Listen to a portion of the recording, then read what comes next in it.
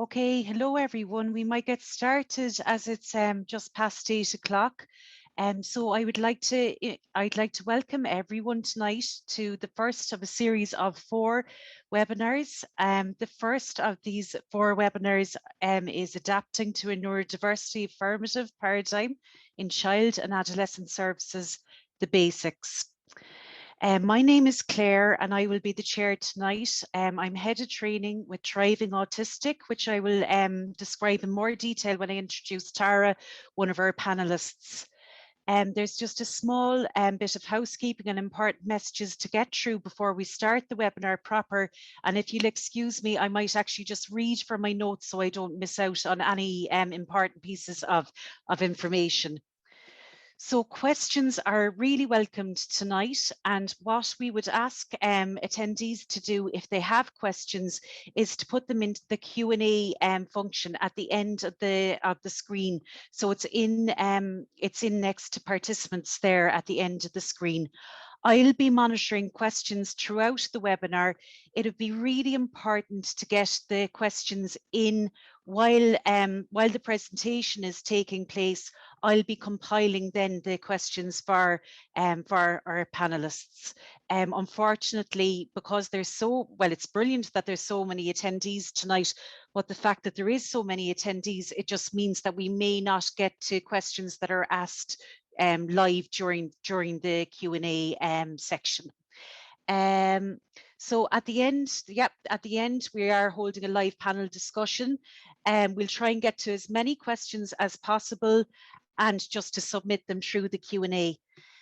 During the presentation, look, it's later in the evening. If you feel like you need a movement break or a quick drink, please make yourself as comfortable as possible. This is a webinar rather than kind of a Zoom meeting, so we can't, nobody can see you. So, feel comfortable to move and stretch. If you are tweeting tonight, and we would welcome people to tweet tonight, could you please use the hashtag neuroaffirmative webinars, and could you tag the PSI Autism Special Interest Group, and that is at PSI Autism SIG. If anyone requires CPD points from the PSI, please email autism@psychologicalsociety.ie after the event. It would be very important not to share your attendee link with anyone else this evening. The webinar is completely booked out, and if we share links, it means that people who have registered won't be able to take their place. We are live streaming on Facebook at the moment, and also there will be a recording made available of the webinar very shortly. So Davida, we might just go on to the next slide there, if that's okay. Okay, so these are the four evenings that are going to take place over the next 4 weeks. So tonight is the basics, following with a night on HSC Disability Services.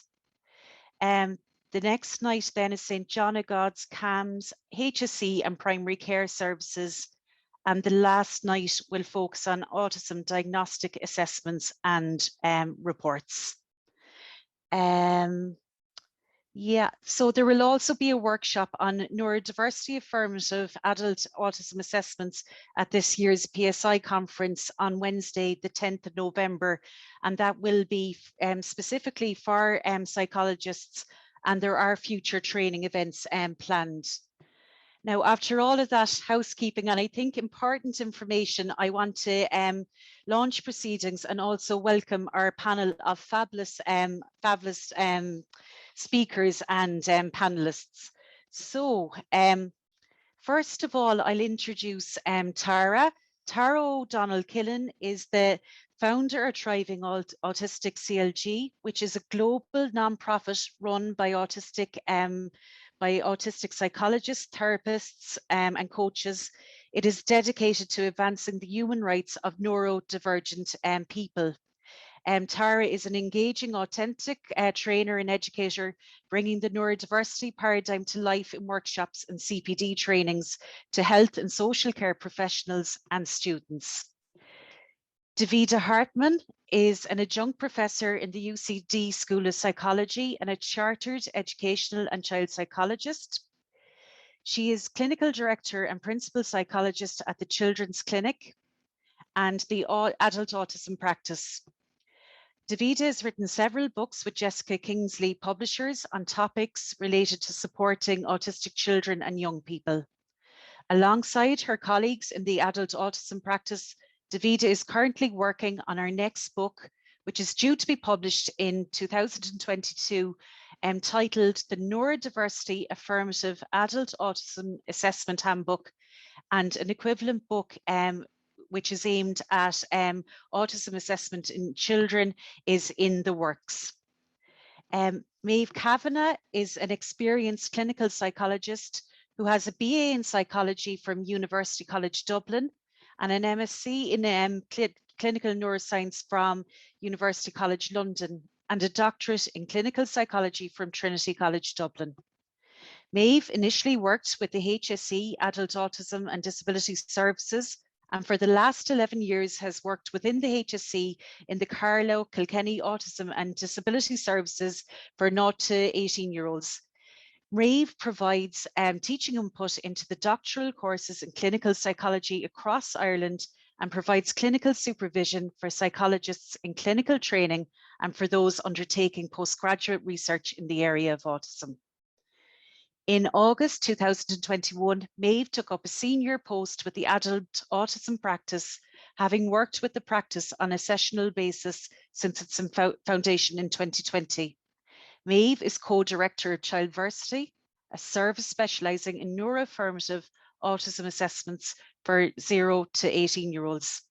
Maeve has a particular interest in gender identity and autism and is co-author of the Neurodiversity Affirmative Adult Autism Assessment Handbook, which is due in 2022, as are all our panelists actually. Jessica, last but not least, Jessica K. Doyle is autistic and is working as an assistant psychologist in the Adult Autism Practice. She is a sensory processing project officer at Trinity College Dublin, a director of Thriving Autistic and an autism consultant. Jessica has attained an honours BA in psychology from Trinity College Dublin. She is a graduate member of the Psychological Society of Ireland and a committee member of the PSI Special Interest Group in Autism. Jessica Kay has a passion for bridging the gaps between theory, researcher and practice and engagement in psychological research, specifically autistic neuro, perceptual and sensory systems. Jessica Kay is a researcher in several projects exploring autistic mental health, sensory experience, and university experience. Jessica is also focused on her international research, exploring the links between perception, cognition, and anxiety in autistic adults through the lens of a hierarchical predictive coding. So that's a very impressive lineup of panelists that we have tonight, and I know myself, I just can't wait to hear what everybody has to say. Thank you. Hi, I'm just going to talk about our content tonight. So we're going to start off with a short video on ableism, and then we're going to talk about the intro to the neurodiversity movement, and then we're going to talk about what it means to be neurodiversity affirmative. We're going to talk about appropriate language use and look at some core concepts such as double empathy, monotropism, sensory perception, and others. And then we're going to watch another video on neurodiversity, and then we're going to have a half-hour live Q&A session. So we're really just going to set the tone here, hopefully, with a really short video about ableism, and to give everybody here an idea, perhaps, of what it's like living in a world that hasn't been designed for you.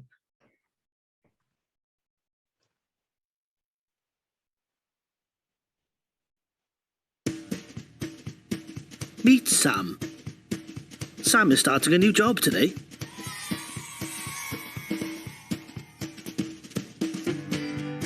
He sets off with plenty of time to catch the bus.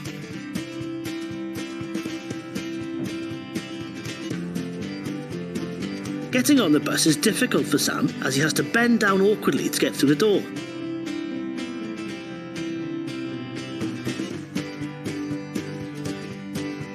There are no seats.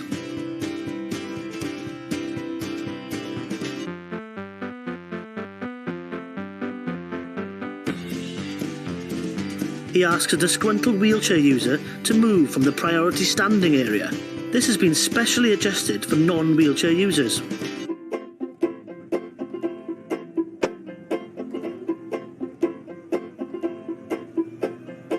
He arrives at the office and meets his new manager.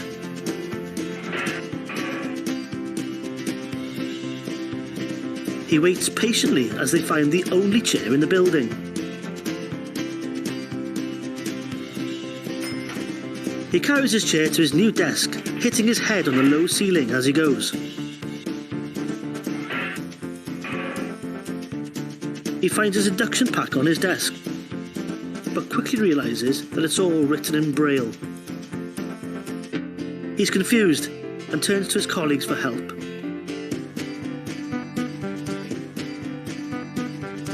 They tell him they'll be happy to get it translated, but this will take at least a week.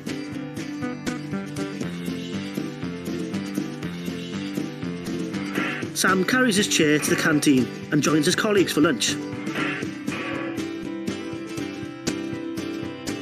They ask him lots of questions about what it's like to be too tall and if he's considered seeing a doctor to fix it. After lunch, they decide to plan a Save Sam's Knees fundraiser to raise money for a hardened helmet and lower leg guards so that he can walk on his knees more easily. They all gather to tell Sam what they have planned. Sam asks, "Couldn't you just have raised the roof?"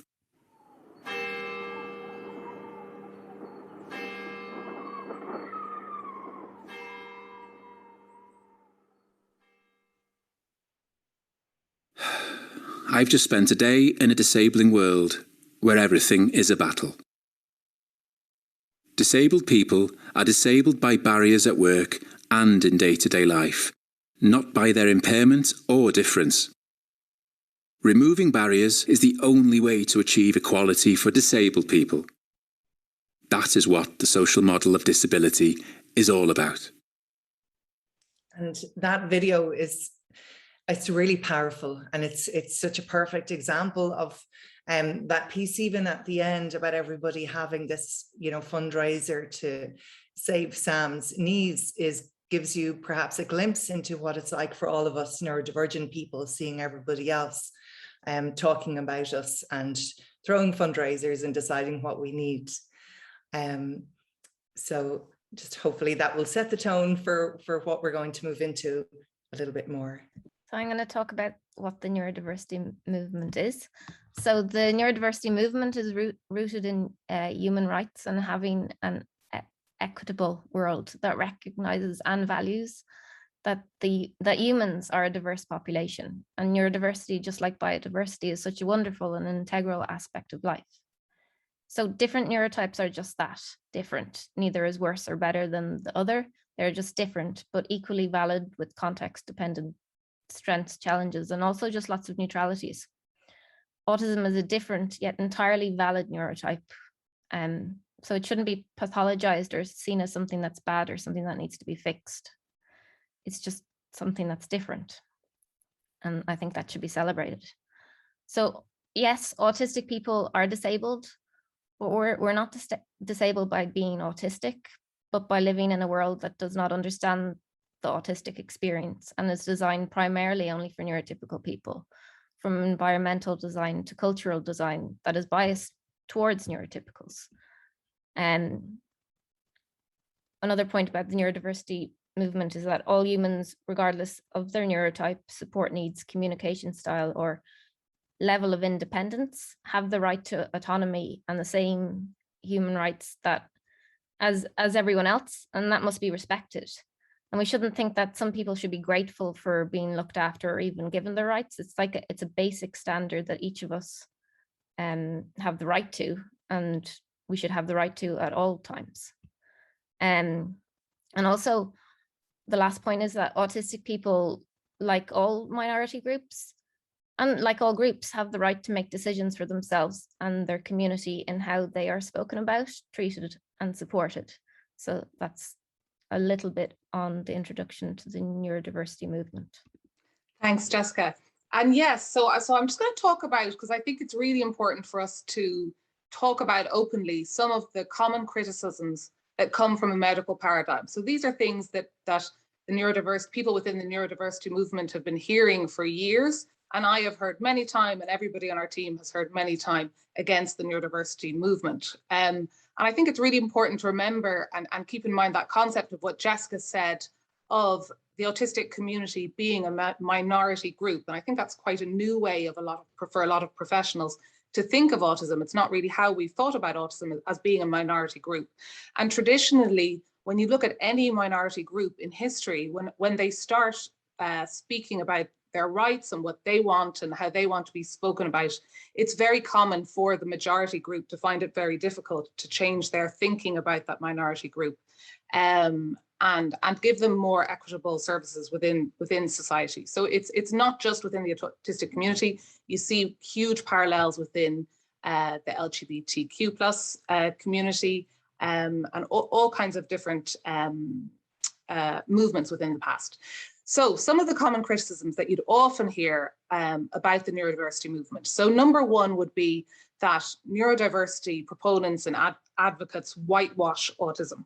So, you know, that they present autism as just a different way of being, with no challenges and no difficulties.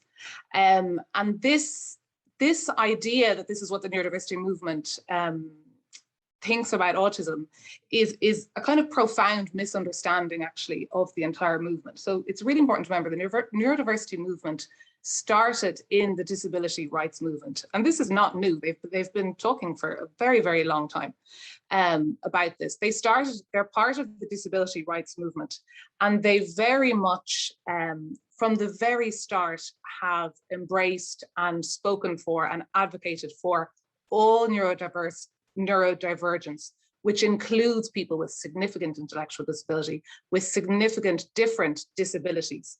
And in fact, the earliest people speaking out within the neurodiversity movement would have been quite significantly disabled. Now, again, we're talking about the social model of disability as well, and that it is society that has disabled them. But there's never been, when people say that, they're clearly not really listening to people within the neurodiversity movement, because when you listen to them and you read what they're saying and you listen to the advocates, they are very clearly saying, we want equal rights. We want to be listened to, but we want our support needs met. We want everybody's support needs met. We want people with very significant support needs to get the support they need and the funding they need and all those kind of things within society. But we also want their strengths to be acknowledged. And we also want to be respected as equals.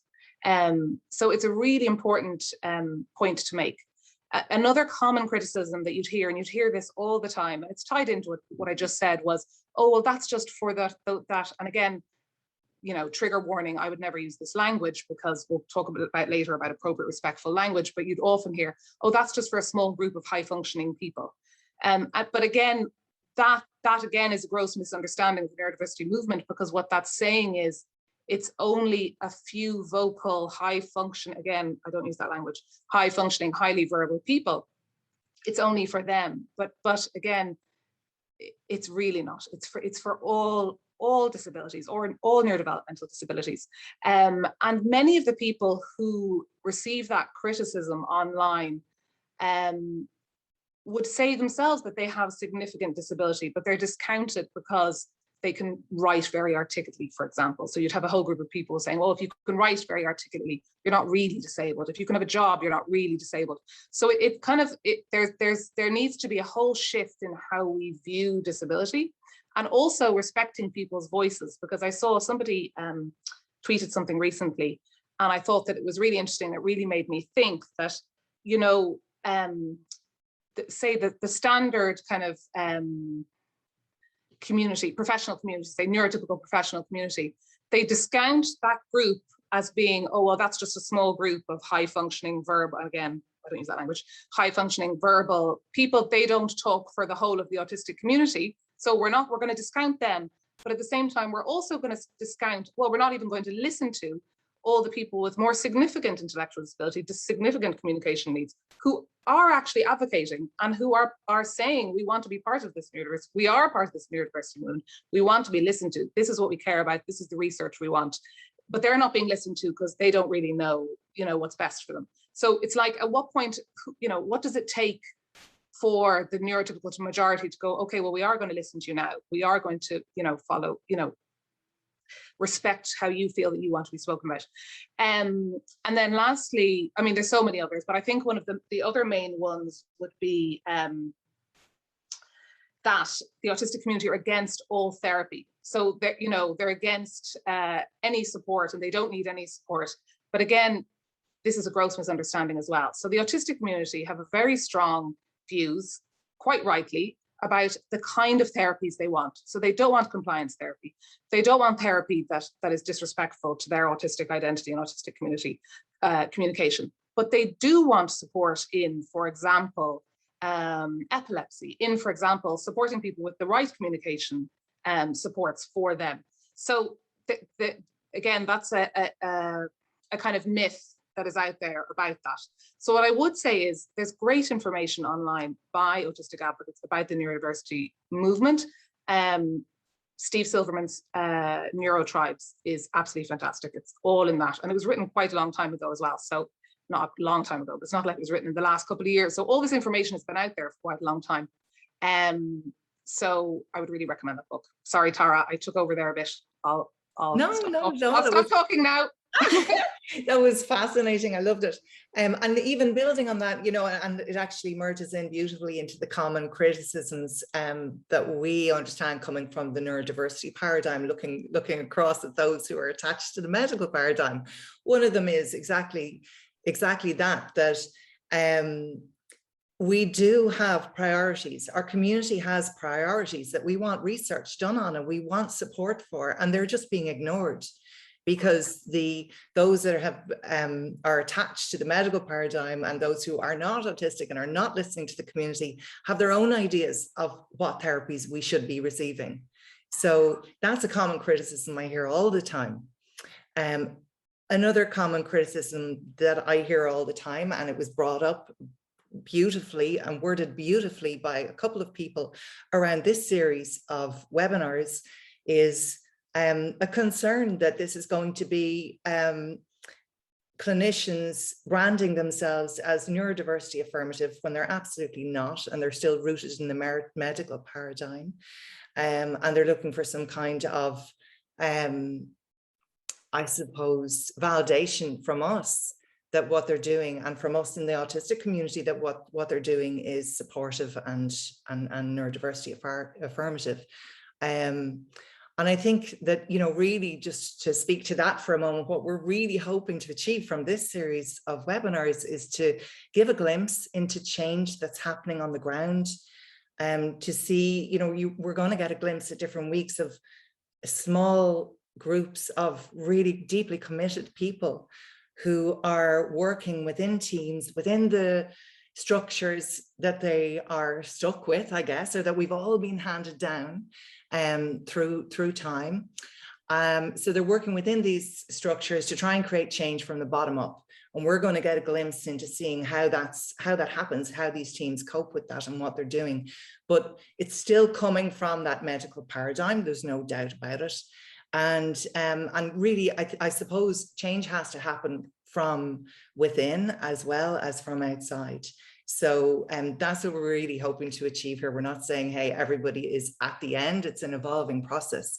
But so long as everything is deeply rooted in human rights and the understanding that every single human on the planet deserves equal rights, regardless of everything, regardless of race, sexual orientation, gender, disability, regardless of anything. And so again, I suppose my way of managing this is to call people into change rather than calling people out. Because I know through training, we've all been handed, you know, psychology is rooted in positivism and the medical paradigm. We're coming from a history that's so deeply rooted there. It's not so long ago that the common understanding was that an autistic person was hidden inside a shell and you had to reach into them and try and draw them out. So we deeply understand that we need to move forward from that. So, you know, this is just, I suppose, one hopefully part of the ripple of change. And I would just ask anybody here who's autistic or neurodivergent and concerned or critical of what's happening here. Why are clinicians saying they want to be neurodiversity affirmative? There are a lot of good people who want to be. Everybody here, I'm hoping, is here because you want to understand more. And hopefully this will really help move you forward a couple of steps at least on our shared path of shifting the narrative and shifting the balance of power to really support everyone to get the life that they want to live. So what does it actually mean to be neurodiversity affirmative? So this is a new phrase for, you know, Tara introduced me to this phrase a year ago, just over a year ago, when we were working on the adult autism practice and Thriving Autistic. And so you know, it's a new phrase for me, it's a new phrase for everybody else. But what does it basically mean? I mean, it going around in those, it means, number one, that the autistic voice is at the center of everything. And that, like we were talking about before, that is the core of it, because of course what the autistic community prioritize is going to change, of course, because it's a growing community. And so it's, if you're listening to the autistic community and you're basing your clinical supports around what they want and their voice, then that is going to be the key.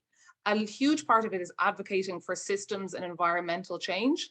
So what I mean by that is, it's not anymore about that you whether you're a teacher or an OT or an SLT or psychologist, that a child comes in for therapy or assessment or whatever, and that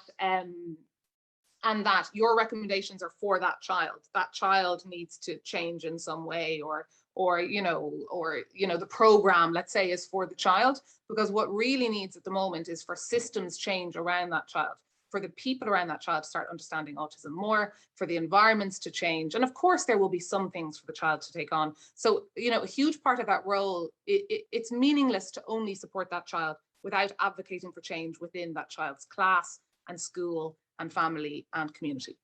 Fostering a positive autistic identity is a huge priority, and Tara is going to be talking about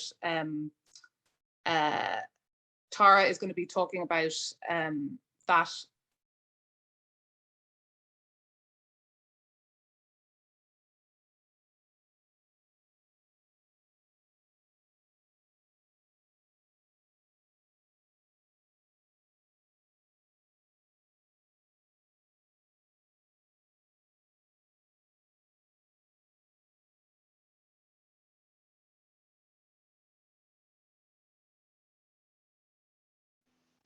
So a few questions that I've answered for attendees already that might be helpful to other attendees. The book that I think it was Davida mentioned was Neurotribes by Steve Silverman. Yeah. Yeah. That was a question that was asked. We can ask if there's another question. I can answer it now. Yeah, there's actually a really good question, Davida. What's the difference between neurodiverse and neurodivergent?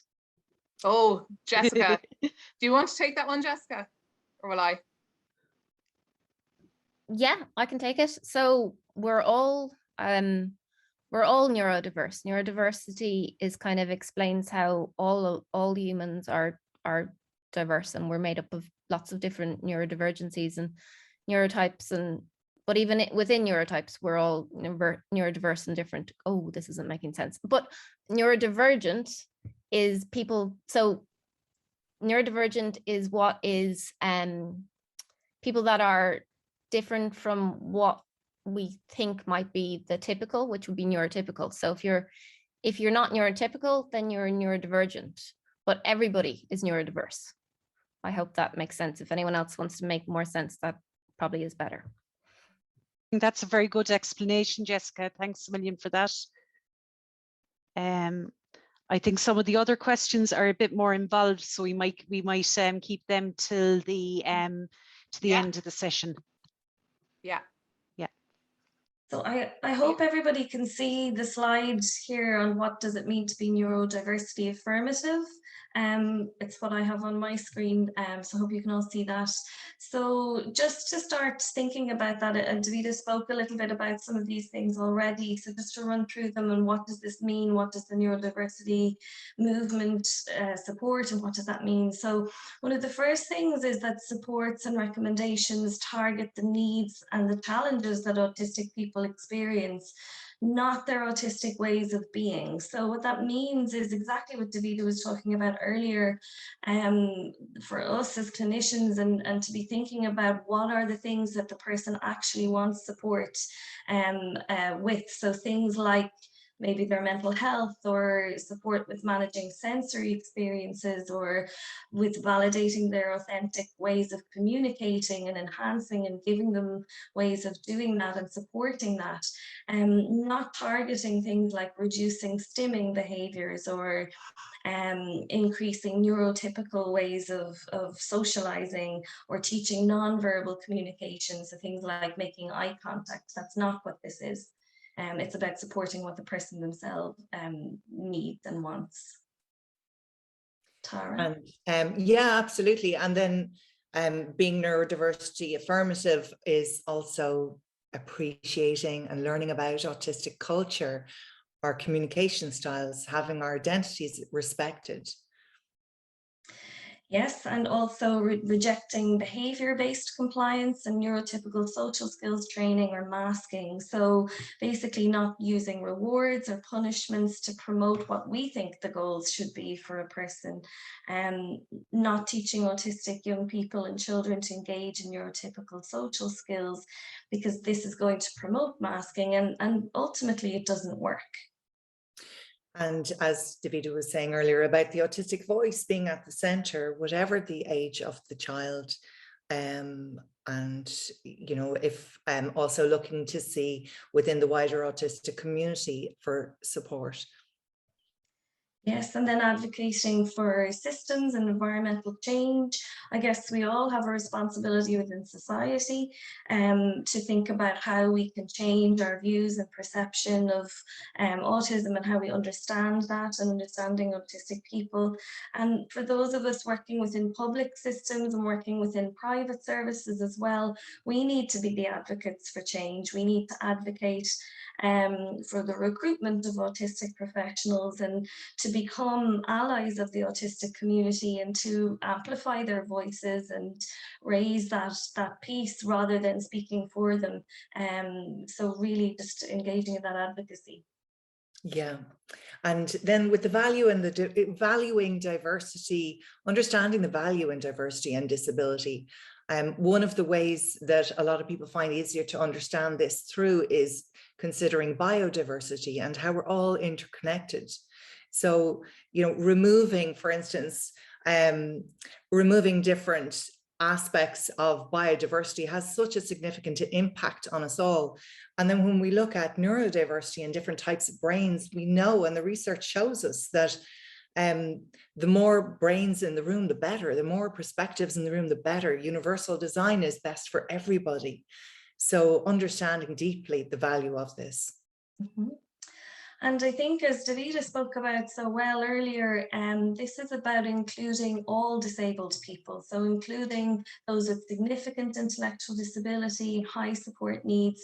The neurodiversity movement supports the view that everybody is supported and advocated for, and that's a human rights piece, a human rights issue, and it's about the equality of those human rights, and that everybody has a meaningful life, and broadening our definition of what a meaningful life is. But this image here is one that actually we've often used in our presentations, and people really resonate with it. The idea that, you know, there's, I suppose, the adult shouting at the child, or with an aggressive, you know, body posture at that child, who's, you know, who's not able to fit. They're just clearly not. They're the wrong fit. So they're designed for something completely different. They're clearly not able to do what's being expected of them. And they're obviously, as well, you can see from the body language of the young person, it's starting to have an impact on them internally. This is another one of those memes that go across the internet that we have resonated with so much. And I think for any minority group, we can understand the experience. If there are any women in the audience here tonight, I'm sure you'll be understanding that experience, particularly if you're in Ireland and you've seen the recent discussions about women's healthcare in different countries around the world. Also, they seem to be just led by men.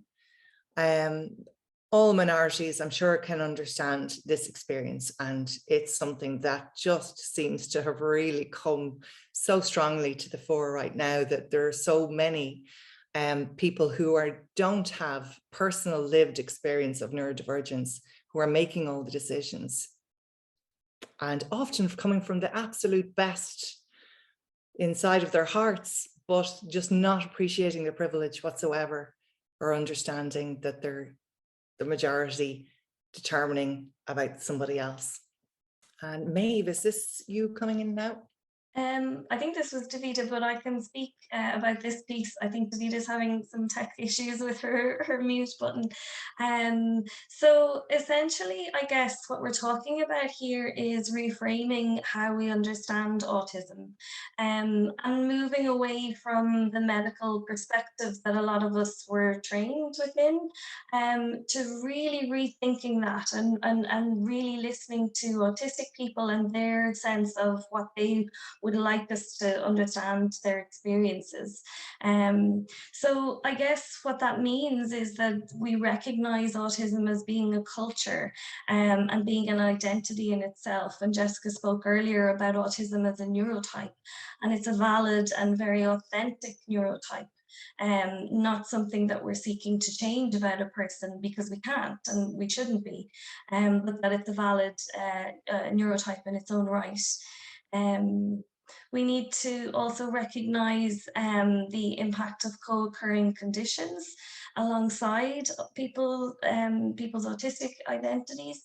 And I guess these are things in relation to people's mental health experiences, ADHD, epilepsy, other things that occur alongside autism.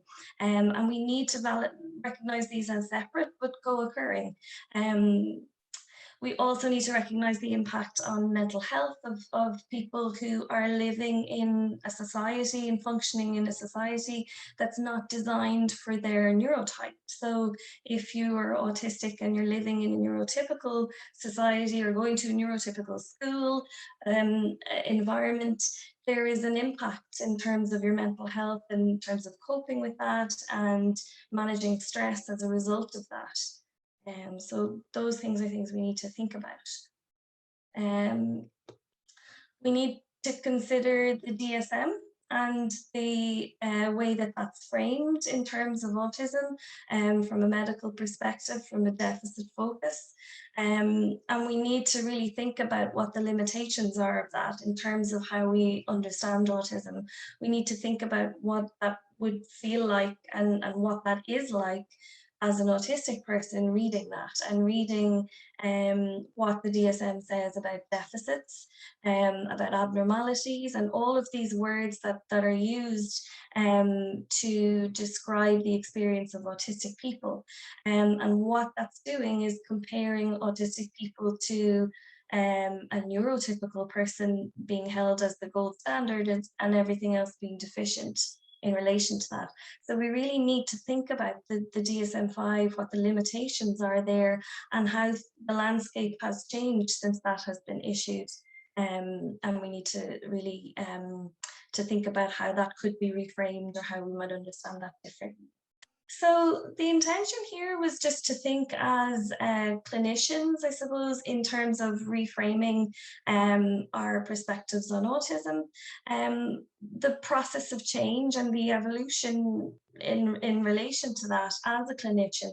And I guess, you know, for most of us, and certainly speaking from my own experience, coming from a medical model of training, where autism was viewed as, you know, as a deficiency in relation to neurotypical people, the evolution of that as a clinician in terms of learning more about autistic identity and autistic culture has been a huge shift, I think, you know, within my own practice and within our practice. And we talk about this within our teams all the time, about that shifting and evolving process and how we're learning. And I think within that comes a reflective piece around how we used to phrase things, how we used to understand autism, what we recommended before, what we thought we were doing as the right things for people, with the best of interest, and how we're now realizing that that's you know, that's not the case, and what we were doing before and what we were how we were understanding and how we were talking about autism and what we thought was right, is actually very far from what the autistic community would feel and what they feel is important. And I suppose it's just to reflect a little bit on that, you know, we're not here today as clinicians, those of us who are non-autistic clinicians and who are learning about this, we're not here saying that this was an easy process or that we have got everything right. We are still learning. We are still making mistakes in terms of the language that we use and how we work with our autistic colleagues, and we're learning about that every day. And I guess it's just to acknowledge that and to reflect openly on that we think about things we said in the past or how we spoke about autism, and you know, there's a sense of shame around that, and I think it's just important that we acknowledge that we're all on this learning trajectory together, and very happy to be doing that with our autistic colleagues as well. I don't know if anybody else wants to add anything there, but that's just my own. I love that, Maeve. I really love that. Thank you so much for sharing the experience. And I know, Davida, you had loads to say too, and we're just still having these technical difficulties. So now onto language. So the language we use reflects our understanding of concepts. So language is important. I think it's quite important. And every community should have the right to choose the language which is used to talk about their community. It's important that this happens on every level. So not just when talking to the community, but also when talking about the community. And it also, as the APA says, it's honoring the language preference of the group is not only a sign of professional awareness and respect for any disability group, but also a way to offer solidarity. Just a few points on respectful language use. It's a good idea to speak factual about communication or interaction styles instead of making a judgment. So for example, instead of saying poor eye contact, say preference for not making eye contact when speaking. This way you're explaining what you're seeing rather than deciding whether the way of experiencing interacting in the world is good or bad. As often what is decided to be good or bad only really reflects what is different from your own experience, and it does not make any sense to automatically see something that's different as bad. But often we do this anyway because it's different from us, but it's not a good idea to do it. And neurodivergence versus neurodiversity, I think I already covered this, just that we are all neurodiverse, and people that are different from the typical, which is neurotypical, are neurodivergent. So it's not just like autistic people that are neurodiverse, we're all neurodiverse. Identity first language. So countless research has shown that the autistic community prefer identity first language, which is autistic person, rather than person first language, which is person with autism, or like a child's autism, or even like on the spectrum, which is an odd one. And so yes, sorry. And the reason why, so it's going back to language reflecting how we understand concepts. So the majority of autistic people see being autistic as like integral and intertwined into everything who they are.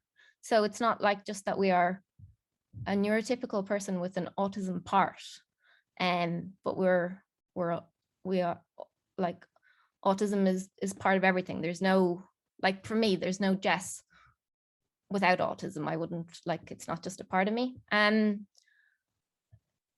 Also,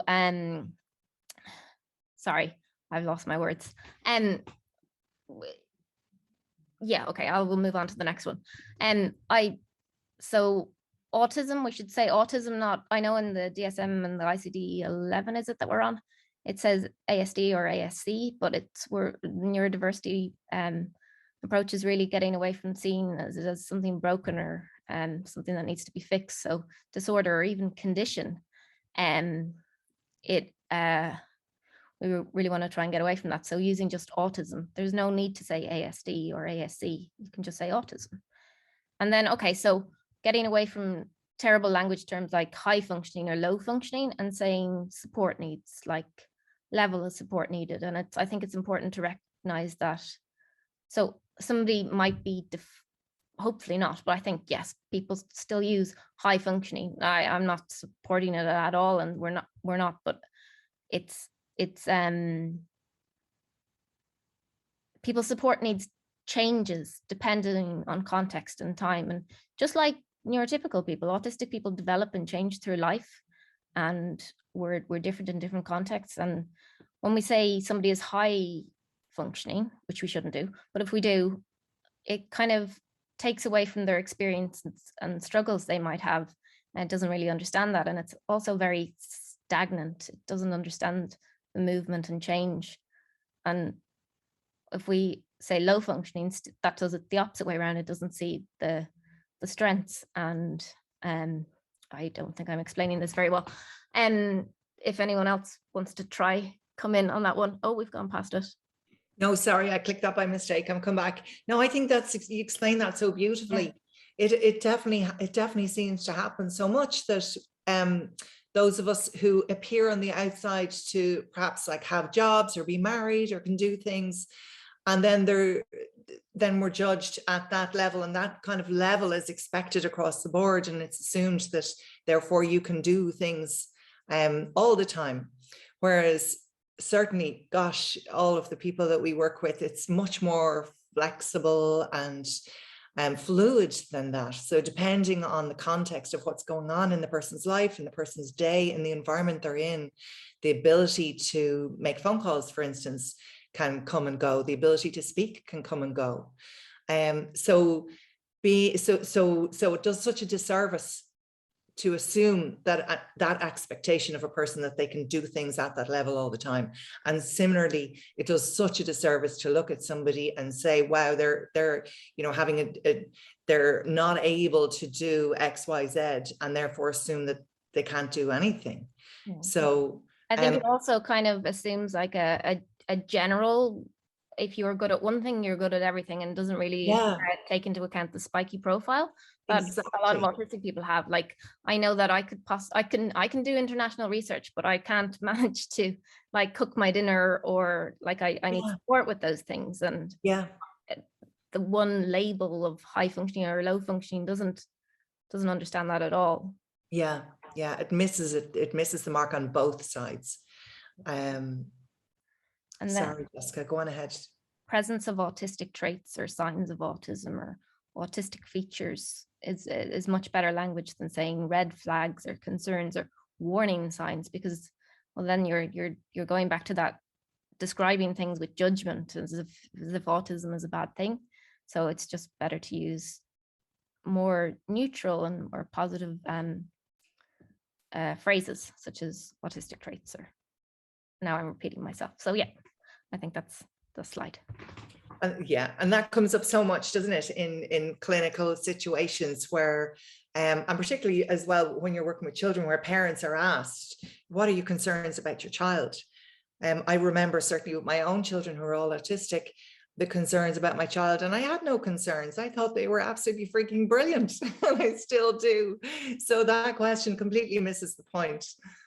Yeah, and I think when you're looking like to help people, you shouldn't be looking for the things that they do have issues with. It should be like, I don't know if we go by DSM-5, maybe you nearly need to be struggling and be autistic to be identified as autistic, but we need to be able to identify people that are autistic and doing well. Yeah, and that'd be brilliant. Absolutely.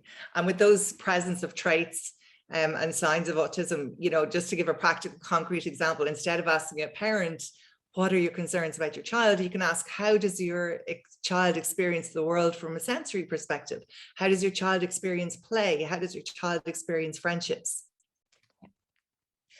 Yeah, so these are just some of the common counter arguments to identity first language. So identity first language being autistic person.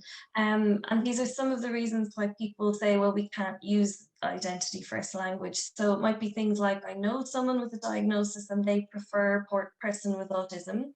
And so I suppose it's just to say on that point that the majority of the autistic community prefer identity first language, so autistic person.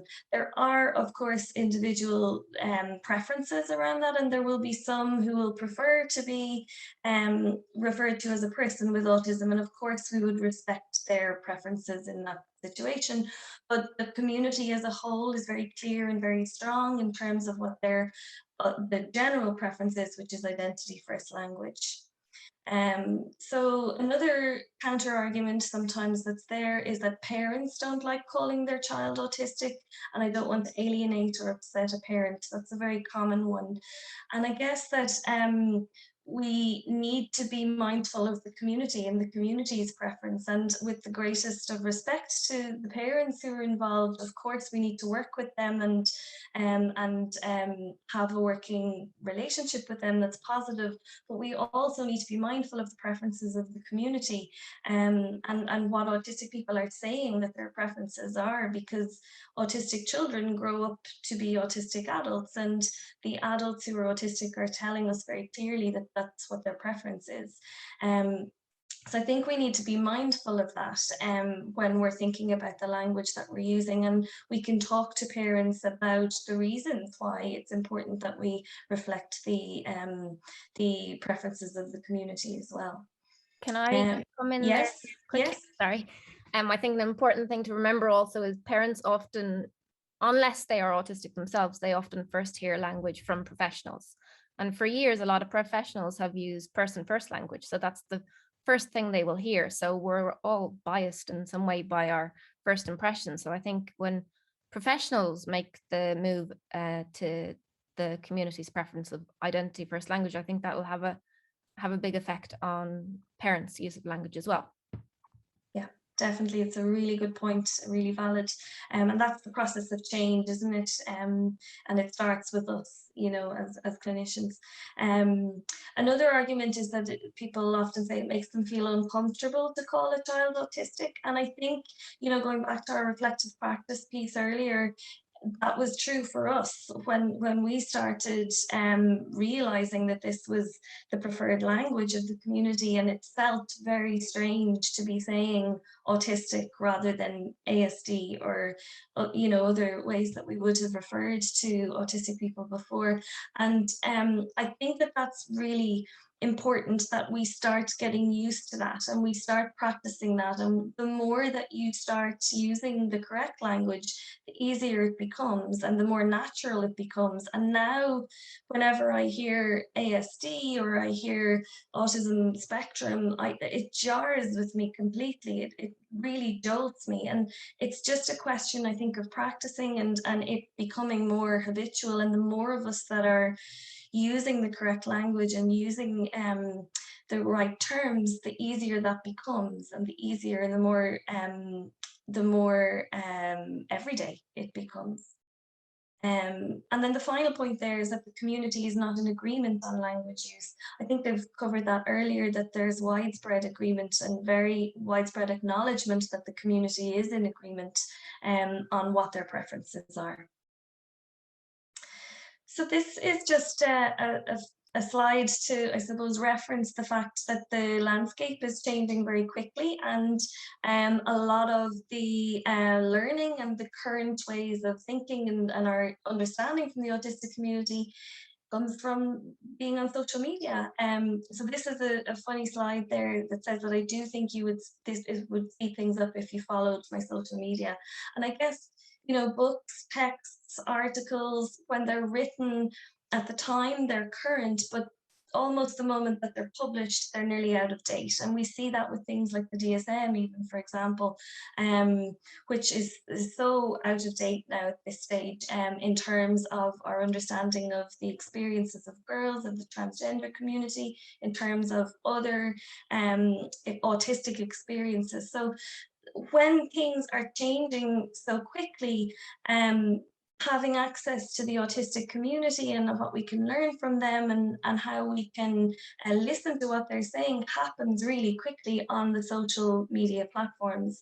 I know that Davida would love to say here about how Twitter is really, you know, where all of our education really has come from the autistic community. And it's such a great way to interact and engage with the autistic community, to hear what they're saying. They're talking about their experiences, to learn about what's important to them in terms of the supports that they want, to hear what they think about the systemic changes that are happening, what they would like to see, how they feel about those things. It's massively important. So if you're not on Twitter, if you're not reading Twitter as a lurker, you know, you need to be, and you really need to be there and listening, because that's where it's at currently. We're just going to briefly go through some core concepts before we come to the Q&A. So very briefly, the double empathy problem is Damien Milton's theory. He's a lecturer over in the UK. And basically what this is to do with is the experience of empathy. And I suppose autistic people were always thought of before as not having empathy. But we know that autistic people communicate, they interact, they have emotions, they form relationships, they sense the world in very different ways to non-autistic people. And I guess that makes it difficult for non-autistic people to understand and to empathize with autistic people, and vice versa. So it could be said that autistic people lack the insight into non-autistic culture and communication, but it could also be said that non-autistic people lack the insight into autistic culture and communication. And that disconnect that's there is a double problem. So it's on both sides, and both sides are experiencing a lack of understanding of the other group. So it used to be the case that it was, you know, always said that autistic people don't understand neurotypical people, but actually this is a two-way problem that both sides experience. And monotropism is one of the most, I suppose, popular and resonant theories of autism that has come out of autistic-led research. And it's by Dinah Murray. I would urge you to read more deeply into it, because we do not have the time to go deeply into it in this session. But essentially, it is based on an interest-based model of the brain for autistic adults and children, and that we have the ability to focus very deeply on things that interest us. And that really accounts for so much of what non-autistic people experience as different about us. We can be so deeply interested in things that we can very easily slip into what's known as flow states, where you might see, for example, to give you a concrete example with a child, I guess the stereotypical autistic child who's lining up cars and going really deeply interested in that, and their focus is deeply engaged. And then you may see another child who's drawing or reading, and they're so deeply engaged that they don't hear their name being called. And that's accounted for by the theory of monotropism. And this, just briefly, this is a little cartoon designed by Erin Human, and it explains just so beautifully why autistic people find it so hard to switch tasks, and it's linked to monotropism. So you can see here, I'll just very briefly read out to you. When I'm focused on something, my mind sends out a million tendrils of thoughts, expands into all of the thoughts and feelings. So that's the example of being deeply immersed and in the flow and engaged and locked in, attention locked in deeply on what the person's interested in. And then when they need to switch tasks, they have to retract all of those tendrils of their mind, and that takes some time. But typically, eventually they can shift to the new task, or we can shift to the new task. But typically what happens is then being interrupted or having to switch task abruptly in a classroom situation, for example. The physical experience feels like all those tendrils are being ripped out. And that's why, as the cartoon says, that's why I don't react well. Please just give me time to switch tasks when I'm ready. Again, a concrete example of that would be if you have a child who's playing, say, a video game and they're deeply engrossed in it, to just tell them, okay, 2 minutes, you're coming out, 1 minute, you're coming out. They may react really badly to that, although they'd react even worse if you just take the iPad off them, for instance, or the tablet. But a much more, a softer switching of tasks in that instance would be for you to join them in the game. So you're in the game with them, in the world with them, and you're part of what they're interested in. And then you both help them retract the tendrils by you both coming out of the game together. Okay, I'm going to try and do this quickly. So I'm going to talk just a bit on sensory perception, or just perception. So we create perception through predictive coding. This means we combine sensory stimuli from the environment with predictions based on past experience and beliefs we hold about the world. Our predictions will always differ from the sensory environment, and we need to decide what to do with these surprises. How these surprises are evaluated and used for learning is thought to be different in autism compared to neurotypical perception. So that's what's going on, kind of showing you in this slide that I made. So, for example, if we take the example of a tree, so neurotypical perception of a tree, for the first time, you may see all the details of the tree, but the next time you see the tree or another tree similar to that tree, you don't really see it again in all the same detail. You just know it's a tree. So any other changes or surprises between what your senses tell you now and what you thought about trees, you might think are not really important for understanding trees and just regard them as irrelevant noise you can ignore. So this works the same for anything from the feel of a jumper to the flicker of lights or the noise of the fridges in a supermarket. You might notice the detail the first time, but after that, it's just another fridge or light or jumper. You don't notice all the details every time because your brain filters it out as just noise. For autistics, though, on the other hand, the way we perceive the world is in the same intense detail every time.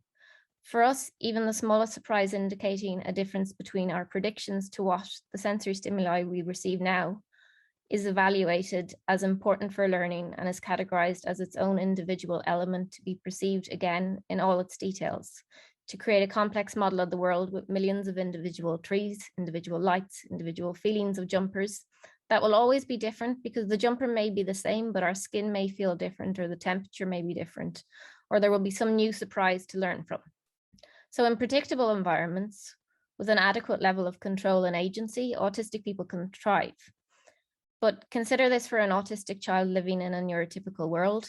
They have so much less control to from what they do, what they eat, where they go, how the environment is designed in their home, in school, and after school places. And people can be one of the most unpredictable parts of the environment, and other children can add even more unpredictability into an autistic child's life. And all of this is happening in a world that is primarily not being designed for them and only being designed for neurotypicals. And then often when they communicate distress or communicate in their own way that no, they don't want to do something, or they try to reduce some of the uncertainty maybe by stimming, then that is often ignored as just challenging behavior.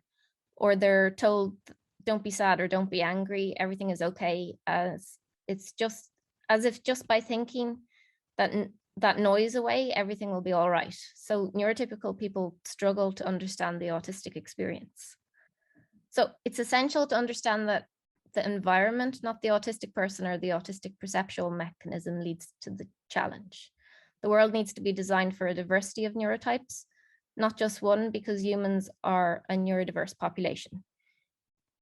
All of us humans don't like constant uncertainty. We all like to follow routines, whether sleeping on the same side of the bed, eating similar food at certain times, drinking morning coffee, taking the same route to work, not liking when the bus is late, etc. But we all also like varying amounts of excitement and adventure. So uncertainty comes from distressing situations and from excitement, wonder, and joy. Uncertainty is not bad in moderation, but prolonged exposure to intense uncertainty with no support can lead to anxiety, frustration, and depression. So the ability to self-regulate as well as inclusive design is imperative. And the autistic brain, similar to the neurotypical brain, also seeks to reduce uncertainty. So newer brain theory suggests that that's the number one point of the brain is to, number one thing that the brain wants to do is to reduce uncertainty. But autistic people need other way to reduce this uncertainty that's not ignoring the surprise. So one function of self-regulating actions such as stimming is that it provides control, predictable feedback, and is self-soothing. It functions as a wonderful human adaptive strategy to deal with and reduce surprise. Similarly, as ignoring the surprise works for neurotypicals, stimming also works for neurotypicals, but they don't rely on it as much as they don't experience all the uncertainty in the world as autistic people do. So autistic people are not more intolerant of uncertainty. We just perceive more of the uncertainty that is there. Neurotypical and autistics are different yet entirely valid neurotypes. Neither is better or worse than the other. They're just different with a variety of contextually dependent strengths, challenges, and neutralities. The issue is that the world is biased towards neurotypical belief and culture, from the design of environments, socially appropriate expectations of expression, communication, learning, and connection. You can probably see how insisting that there is only one right way to be, communicate, act, learn, play, and develop, and how any deviations from that must be a disorder, is the perfect example of trying to explain away and ignore uncertainty with beliefs. But this is not just noise to be ignored. From challenge with support comes growth, but threat divides and adds barriers. There is still too much threat for autistic people to continue down the route there's still too much threat for autistic people to continue down this route where neurotypical professionals community continue to ignore the noise that difference makes by explaining away with beliefs that there is one normal. It leads to too much suffering and distress. But I think with collaboration, we can support each other's communities to embrace human diversity truly and celebrate difference and act to acknowledge, embrace, accept, design, and adapt for neurodiversity without being swayed by our want to reduce uncertainty. So just to add a piece just in relation to gender variance, I guess there's a significant overlap between autism and gender diversity that's quite well known about now. Gender diverse people are more likely to be autistic, but autistic people are also more likely to be gender diverse. So it's really important to be aware of that. And I think that for people who don't identify with the sex that they were assigned at birth, they're 3 to 6 times more likely to be autistic than cisgender people. So it's quite significant. Gender diverse people are also more likely to report autistic traits and to suspect that they might be autistic. So there's something within that also. And I think that, look, we often miss cisgender girls because they tend to show different traits than cisgender boys do. And we need to think about how that is also the case for gender variant populations as well. And we need to consider how we're noticing and recognizing different experiences. The reason that that's important, I think, is because of the increased mental health risk for people as a result of minority stress and being part of a marginalized group. And I think that if you're both autistic and gender variant, then that's even more amplified. So it's really important that we recognize those differences and we're aware of that. And I think that masking also comes into this because there has been research that's shown that quite a high proportion of people who are questioning their gender or have experienced their gender being questioned by other people because of their autistic identity. So that leads people to mask their autistic identity because they want to access gender supports. And we know this from working with adults. So we really need to be careful of that we're supporting people with all aspects of their identity, because we know that this leads to a greater risk of mental health challenges that can be really quite significant. Oh, this is me again. Okay. So as Maeve was saying about masking, so masking can have such a devastating effect on mental health, and it's often not evident till years after the extent of that devastating effect. I think it's important to mention when we mask, we cannot develop our true self in the world. So it's kind of like putting a pause. You might be developing your mask, but you won't be really developing who you are, which I think is really important for growth.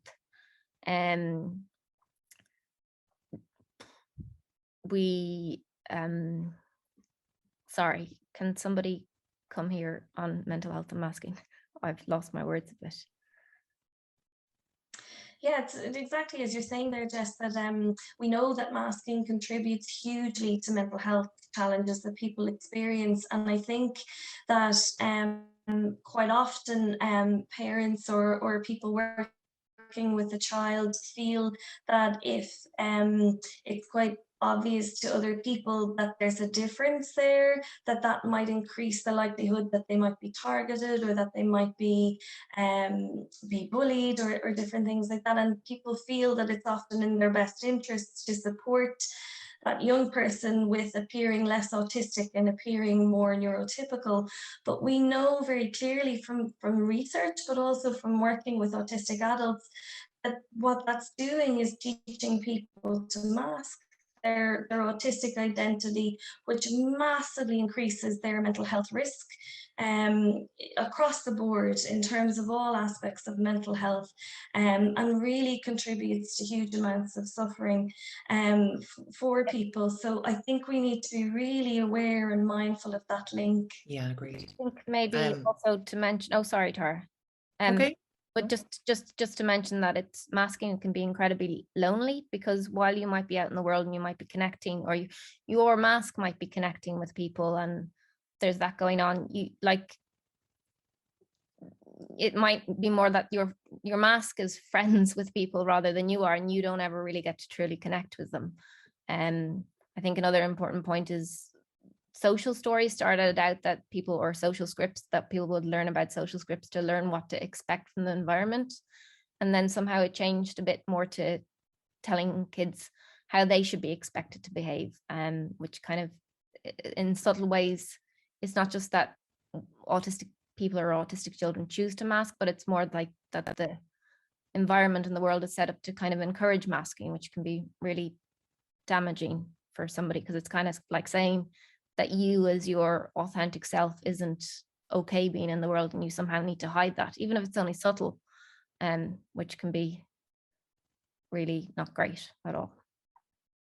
It's such a crucial point, and beautifully put, Jessica. And then autistic women and girls.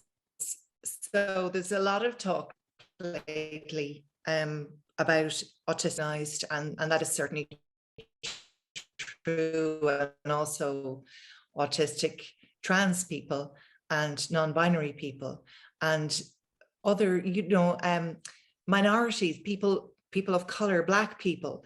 So there's just, it seems to be that the baseline is we have come up with this idea of what autism looks like a number of years ago, based on a middle-class white boy who's a cis, who is And that's what we assume autism is.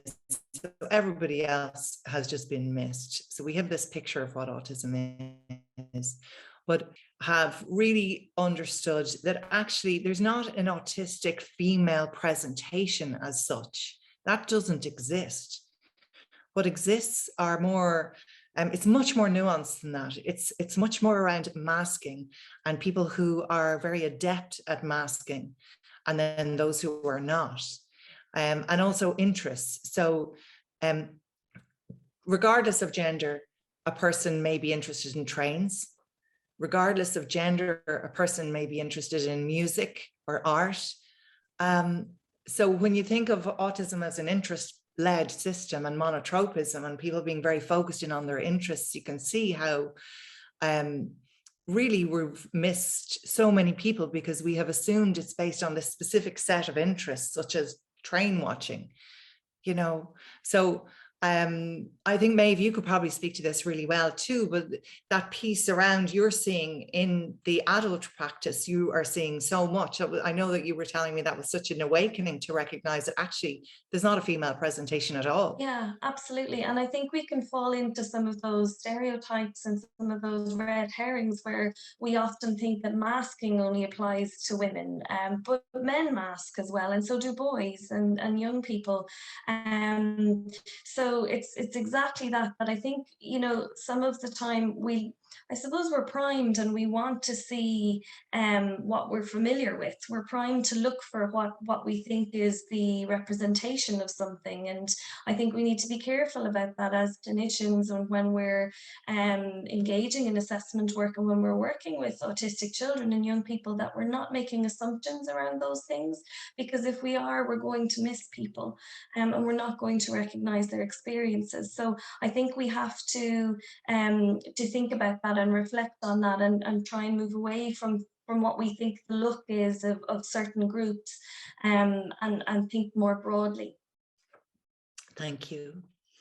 And then, so what do we do instead? I suppose that's the question. How do we help support autistic people from a neuroaffirmative perspective? How do we support them for mental well-being and for living full, authentic, happy lives? So what we know is really crucially important, and there is emerging research all showing this too, that cultivating a positive autistic identity is just so vitally important, rooted in the human rights movement. So from a practical perspective, recognizing, helping, for instance, this webinar series is about children and youth, helping children and youth who are autistic recognize their own strengths and increase their strengths. Because every human being, regardless of neurotype, has strengths and challenges. But historically, we focus in with autistic people on their challenges and put all our attention on trying to work on them. And that just creates a really difficult situation for people who feel that they're broken. So, you know, taking what we've learned from positive psychology, recognizing, helping people understand their own strengths and increase them, providing opportunities for flow states. So we know, again, from positive psychology, we know that optimal flow states that exist and that they are really beneficial for mental health.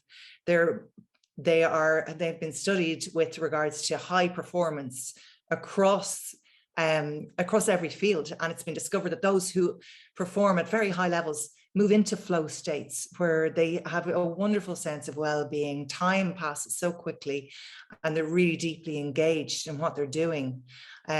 So not only in high performance, just in everyday activities, people get these experiences. But autistic people are primed for experiencing these flow states, and they're really crucial to their well-being. So if you have an autistic child and they're in a mainstream school and they are being interrupted every 20-30 minutes to change subject, and it's all because of the necessity of the way the school systems are, they don't have the opportunity to move into something that they really love studying, for instance, and stay with that, and then, you know, withdraw their tendrils when they're finished with it. It's going to be chopped and changed and moved. So within that day, at home, then there would need to be opportunities given for flow states, to allow them to emerge and into their imaginations, into whatever their interest is, whether it's music, whether it's playing with cars, whatever it is, and to experience those flow states. Helping cultivate this appreciation for their own developmental trajectory, because all of the textbooks and everything that we know about development in children is based upon a neurotypical brain. So there hasn't been any research done of worth to see, well, what is autistic developmental trajectory? And you know, I suppose anecdotally, we see that a lot of within the autistic community, we're talking about children will tend to put all of their attention into focusing in on developing one skill at a time, rather than broadly developing everything at the same time, which is more of a neurotypical way. But there's a lot of research needs to be done there, but individually to help children to appreciate their own developmental trajectory and just have that self-acceptance and worth in the way they develop. Value their internal drives, for example, stimming. And Jessica's already beautifully spoken about that, but it's so vitally important that is a way of being for autistic people. It needs to be embraced. We need to learn to love how we move in this world. To value their own communication preferences. And then with regard to social skills trainings, that is very much teaching autistic children that their way of communicating is wrong. So that's completely the opposite of human rights, where we're looking at individual people having their own communication styles. There's different cultures and appreciating of different cultures.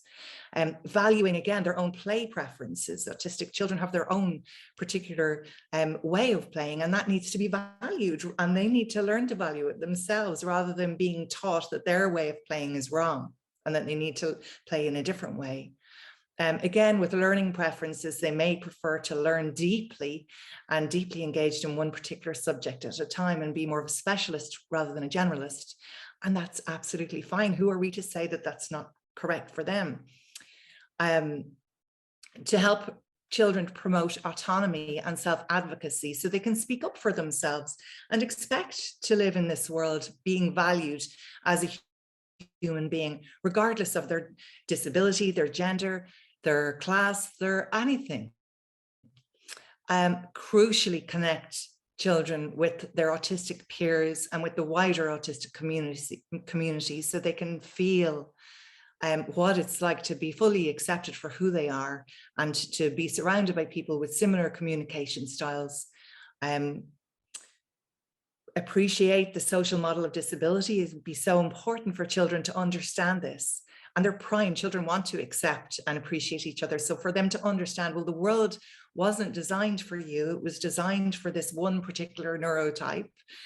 So that's why these things are difficult. That's why going into this building is difficult, because of whatever the sensory experience that you have based on the way it's been built. And then crucially as well, to help cultivate within a child or young person or adult a personal perspective on what the components are of a good life. So for an autistic person, each individual will have their own things that they want to have in their lives, and that's a good life for them.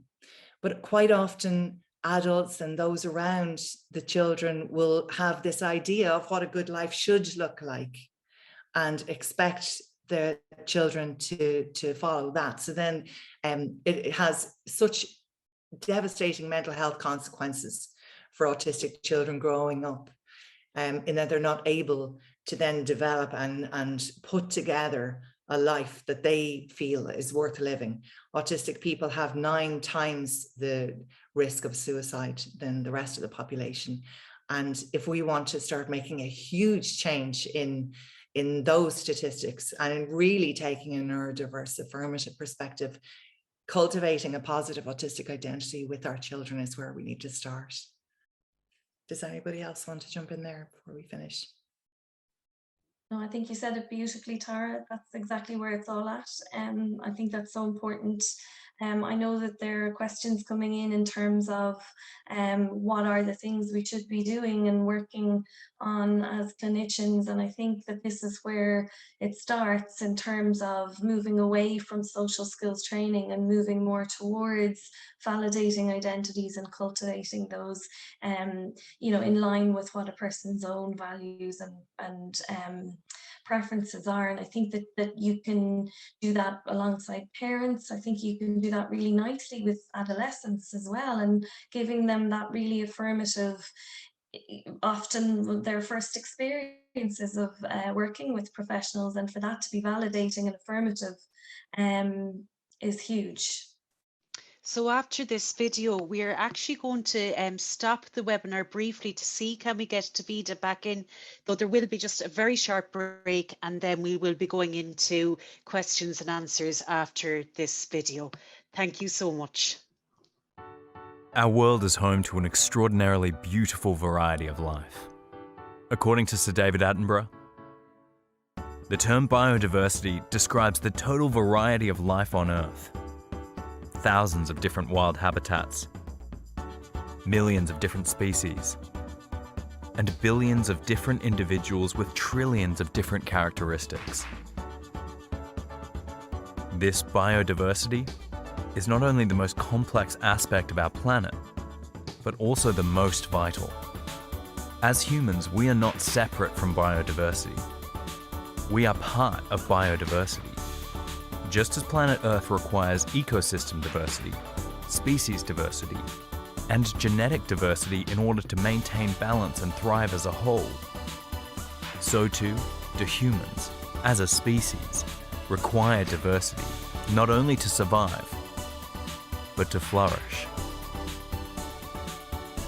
Across history, there has been a tendency for human beings to fear our differences, to equate difference with defectiveness, or even label our differences as disorders. We think that it is time for us to rethink the way we view our differences. We think that it is time for us to recognize that difference represents diversity, and this diversity is vital to our collective well-being. The more genetic diversity there is among us, the better we are able to continually adapt to our environment as it changes and evolves. Species that lack genetic diversity are far more vulnerable to being devastated by changes in the environment. This means, as a species, we do not survive despite people who are different, but rather, the differences among us are the diversity that helps humanity to flourish. There are many obvious ways in which we humans differ from one another.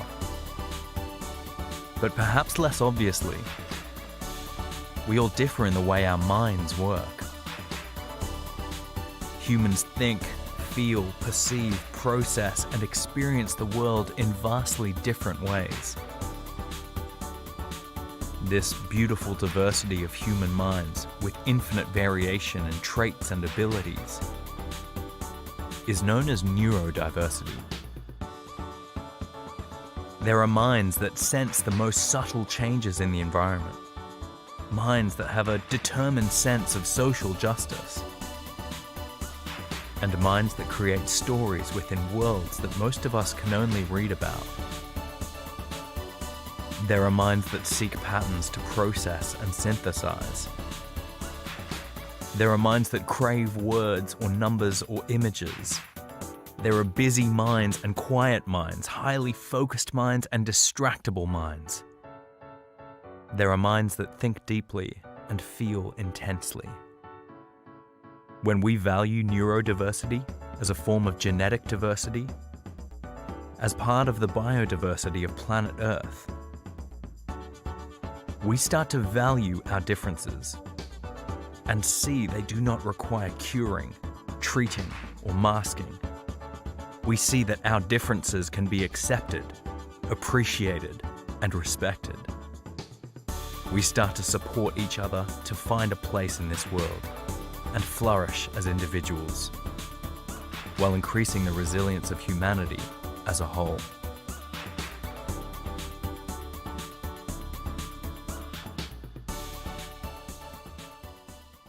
Hi, I'm back. Fantastic. So yeah, I'm aware it's getting late and people are probably tired. Like, we will be recording this whole thing, and we have the Q&A, and we will be answering all the questions. So if anybody does want to go to bed, we will be providing the Q&A answers afterwards. There was just one little thing, I know it's late, that I wanted to say around the saying person with autism or autistic person. So there's a reason why we find it uncomfortable, that saying, because basically all professionals and most people have been taught that saying a person with something is the respectful way. So we've all grown up in a society where you don't say the cancer person, you don't say that this person, you say the person with, because we recognize personhood first. Okay, so this is the first thing to say. And then the other thing to say is, but if you analyze the things that we do that with, if you analyze the things that we say a person with, they're all very negative things. So they are things like a person with epilepsy, a person with cancer, but we don't say a person with womanhood. We don't say a person with doctorhood. We don't say a person with tallness, or a person with homosexuality, for example. And if you were reading an essay where the whole way through the article the author talked about a person with homosexuality or a person with gayness rather than a gay person, that author would look pretty bad. You'd be thinking that author is quite homophobic. That's a really weird way of phrasing that. So it really highlights the ableism that we all carry around about autism, and how we see it as an inherently negative thing. And so there is a reason why you feel uncomfortable saying autistic person at the start. And I felt really uncomfortable saying it at the start as well. And it probably took me about 6 months of saying it before I can say it now and not even notice when I'm saying it. I'd always notice it. I kind of go, oh, I'm saying autistic person. So, it is definitely a learning process, but it's something that's really, really important. And all the new documents, I mean, this isn't just us, all the documents coming out from the NICE guidelines, the HSC have a big document coming out soon on child assessment and adult assessment. They're using identity first language, autistic person. The PSI are putting out documents, they'll have autistic person in it. This is the way it's going. It's not, this isn't just a small group of people who are saying this. So it really is the way things are going. And particularly, ASD, I think the most commonly used one is ASD, isn't it? It's one you hear most often, but we really need to stop, we need to just eradicate that from our language right now, because it's so, insulting and hurtful to the autistic community. So it's just really important. You think it's only language, but actually it's kind of emblematic and really important. And when you use the right language, you're really showing that you care and you're listening. So anyway, I got to speak. Yay! Now, questions. Don't stop talking. Keep going. It's so great to hear your voice again. It was actually good. Do you know what? It was a good exercise in how it feels to be silenced. Listen, and it's great to hear you again, Davida. And some really interesting questions have come in through the question and answers. And an awful lot of questions came in around social skills. But I think the last slide, the purple slide there, probably did answer a lot. There's just one question on social skills that I might read out. So how do we still value communication and play preferences, and at the same time encourage social interaction with peers? I'm just wondering, Maeve, would you like to take that one? Yeah, I think that's a really important one. I think what we need to do is value autistic interaction and autistic communication, and really connect people in with their community so that they can engage and interact in autistic ways. And I think often, when we think about the double empathy problem and where there can be difficulties between both, neurotypical and autistic people, and when they're interacting and when they're engaging with each other, quite often what can work really well is when autistic children are playing and interacting with other autistic children. And I think that we can often think that the only way to play and engage is the neurotypical way, and we all need to do that. So I think we need to widen that out a little bit and encourage autistic children and young people to play and engage in autistic ways with other autistic children and young people is one way of doing it. And I don't think we should expect autistic children and young people to adapt and have to engage in only neurotypical ways. I think we should also be encouraging neurotypical children to play in autistic ways and to open that piece. Would anybody else add anything to that? No. I think that's really, really well answered, Maeve. Thank you so much for that. Yes, again, so many on social skills. There's a really interesting and kind of a tough question here that I'll read out. In trying to be neurodiversity affirmative, are we assuming that all autistic individuals are not neurotypical and have a different brain? Is this really the case according to research? Davida, would you like to take that one? I don't really understand. Yeah, I think my take on it is that the attendee is questioning that autistic individuals are all neurotypical, I think, and is questioning that all autistic people have different brains. I suppose they're asking, is this really the case? I don't know. I'm a bit confused by that. I'd have to think about that one.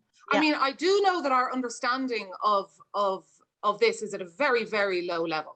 Like, yeah. You know, our understanding of autism and neurodivergence and ADHD and dyspraxia and dyslexia and how those interact, it is at a very, very, it's not even the tip of the iceberg in terms of our understanding.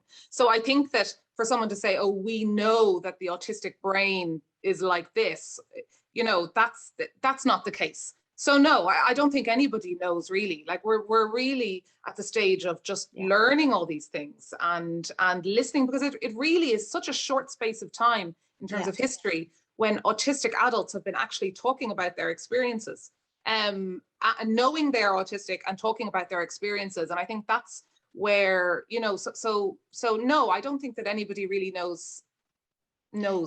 I don't really understand the question, but I do know that we don't. I think that's a really good answer, and that's a really of course. From a research point of view, I think there is significant evidence there that from the development of the brain to different chemicals, even to how the structures in the brain are developed and how different parts of the brain, different sensory areas kind of overlap and differing in mini columns and things like that. There's significant evidence to suggest that there are differences in autistic brain. So I think the neuroscience behind it is also there. What exactly they are, we're not sure. But even if you go as far as looking in genetics, there is genetic differences in autism. They're not bad differences, they're just different. But they are there to show that there is different brains. And our brains are built from our genetics. Yeah. But there's so many different genes implied. There's so many different, you know, it's not like, I don't think that they're at the stage, sorry, Jessica knows actually much more about this research than me, but Jessica, would I be wrong in saying it's not like they're at the stage where they could do a scan and say, oh, that's an autistic brain? No, because a lot of things that overlap that are autistic could also maybe be bipolar or could be OCD. Yeah, or connecting. Yeah. I think you could do some sort of, maybe not a brain scan, it would probably be something else, but that would possibly indicate that this isn't a neurotypical brain. And I think it's a lot further to go on it, but I think there is some vague research there. It's not all not there. I could be completely wrong, of course. Yeah, I don't know either. Yeah, neuroscience isn't my kind of my area. Davida and Jessica, thanks so much for that. This question is related to social skills, but I think it's a good question to ask, because this is a struggle that a lot of people will have when they are trying to support autistic children and young people. How do you be neuroaffirmative in your approach when the parents really strongly just want their child to fit in? Could I put that in your direction, Maeve? Yeah, I think that's a really common one, and it's one that comes up all the time. And I think it's really understandable for a lot of parents. I think they're coming from a place of having the best interests of their child at heart, and of course they want to do the right thing. And they will have their own previous exposure to autism, or to, you know, they might even be autistic themselves. They might not know about that. They might have grown up in, you know, different circumstances and that. I think it's really understandable, and I think that people always come from a place of having the best interests. And I think the piece of work there as a clinician is in working with parents around exploring that a little bit, and working with them about learning that, you know, if we go down the road of working with their child to help them fit in, whatever that means in terms of you know, looking or being more neurotypical, that actually what we're doing is going against what's in their best interest, because what we know about doing that is that that's going to increase the likelihood of masking, that that's going to increase their risk of very significant mental health challenges, and that's going to set them up on a pathway to very difficult adolescence and into adulthood. And we know that from our work with adults, autistic adults, where they grew up in environments where their autistic identity wasn't validated and they weren't allowed to be themselves, and who they needed to be, that they have really suffered and carry a huge amount of trauma from that. So I think the piece of work that we can do as clinicians is around supporting parents to explore that, and to look at what that might look like, exactly as Tara was talking about earlier, in cultivating that autistic identity with their child. Thanks a million for that, Maeve. Just an interesting one here, and Tara, I might direct this one to you if that's okay. What does the panel think of programs that are run for autistic people only? Do we need to move away from this model, or is it to be embraced? That's a really interesting question. Yeah.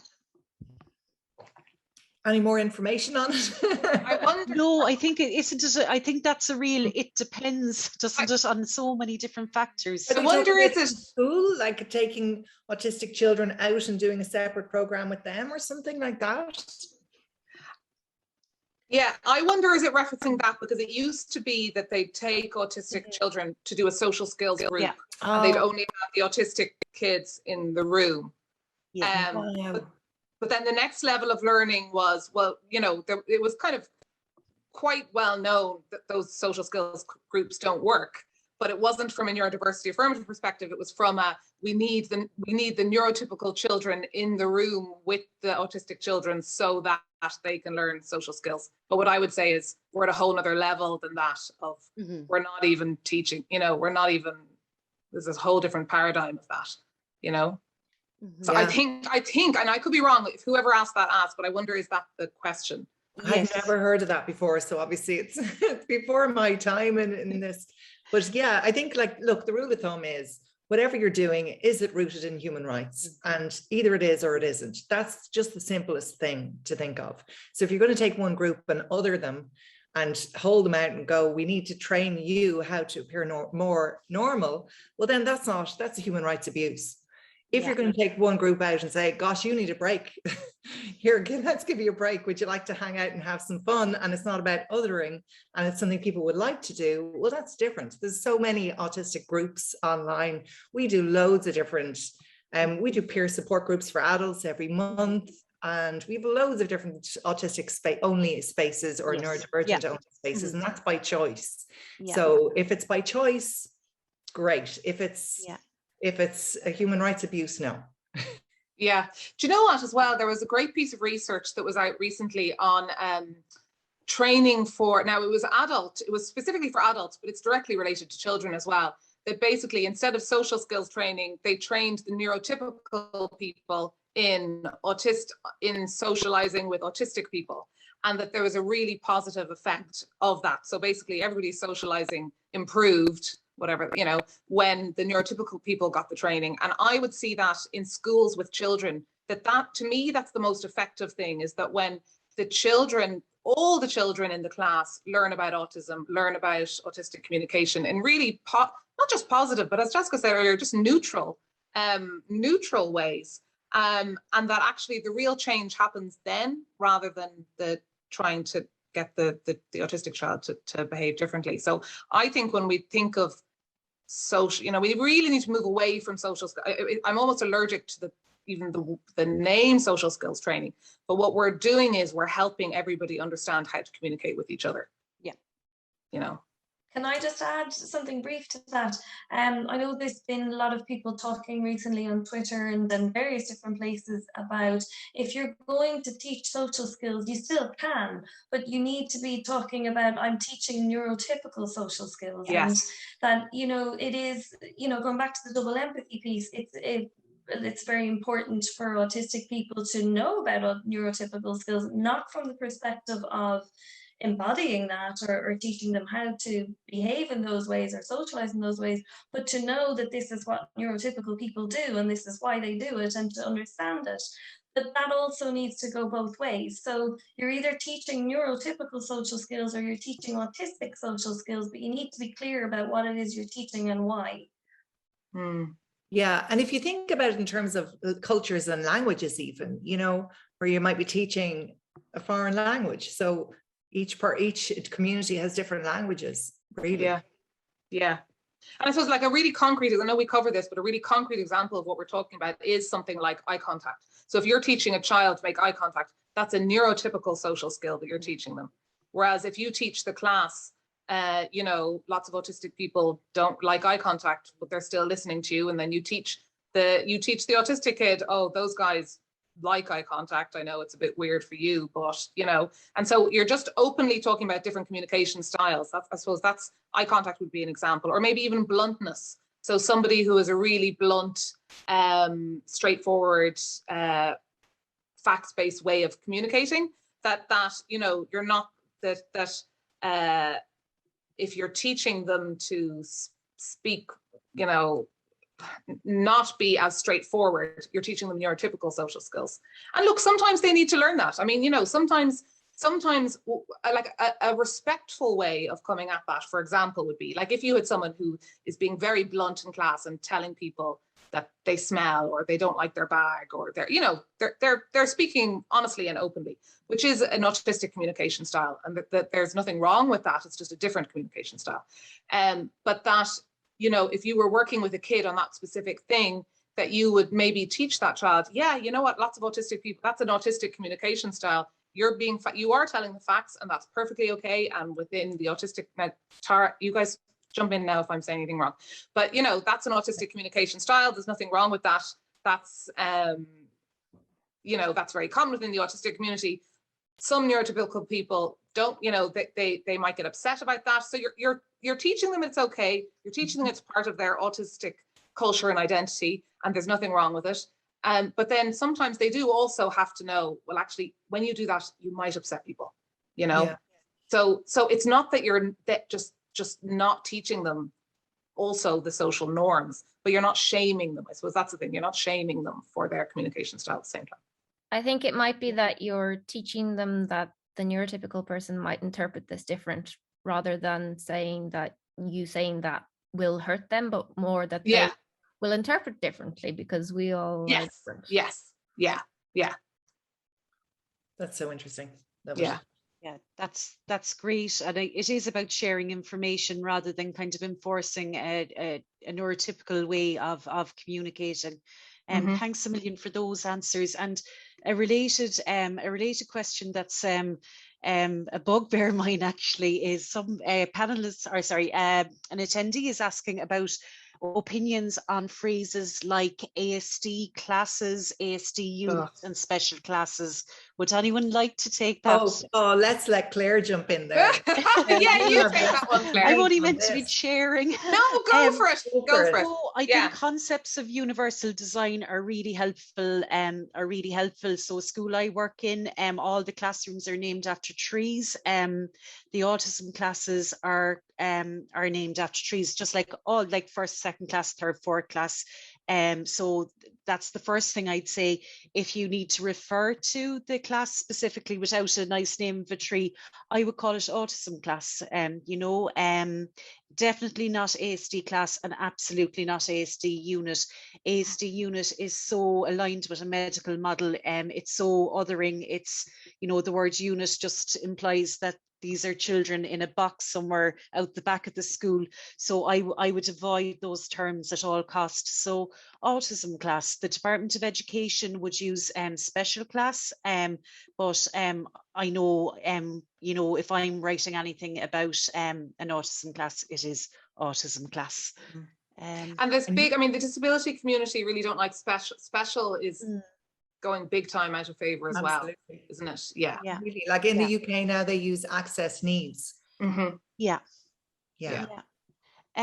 So another tough question, and I realize it's nearly 10 o'clock at night, so I hope I'm not being too cruel asking tough questions. And Davida, I might ask you this question. An attendee, was asking about the panelists' opinions on ABA, Applied Behavior Analysis. Yeah, it's a difficult one, and it's very, very complex area. Like in general, and I shouldn't speak for the autistic community because I'm not in the autistic community, but in general, the autistic community as a whole really speak out against ABA because they feel that it focuses on compliance and on neurotypical training skills. I mean, I myself, look, I worked in the schools in very early stages of my career. This is a long time ago now. I worked in schools that would have had an emphasis on behavior and compliance-based training, which has since kind of stayed with me. And I was going to talk about it within the reflective piece of, there's a real sense of shame that I engaged in those kind of practices back then. But I know that there has been a lot of, individually, a lot of change. Individually, people trying to grow and change, not based on compliance therapy. And I try, because I'm in this little kind of neurotypical affirmative bubble, we're all in these little bubbles in Twitter and LinkedIn and all these kind of things where I don't see this stuff, but I at times go, okay, no, I'm going to look at the ABA literature, the new research, I'm going to look at the new books, I'm going to really try to see where the changes have happened since, for example, I worked in that environment. And the stuff that I'm reading, it's still quite complex. Now, again, if there's anybody has any new research, new books that is against this, please do send them my way. That is more neuroaffirmative, that is listening to the autistic community. I would absolutely genuinely love to read them. I think that there's been a predominance within the autism world on behavior strategies that has had quite a negative effect. And I'm not even talking about ABA here. I'm just talking about behavior strategies, that it was like the first port of call was always a behavior plan. A child who's in distress, put in a behavior plan. A child is hitting, a child is hurting themselves, a behavior plan.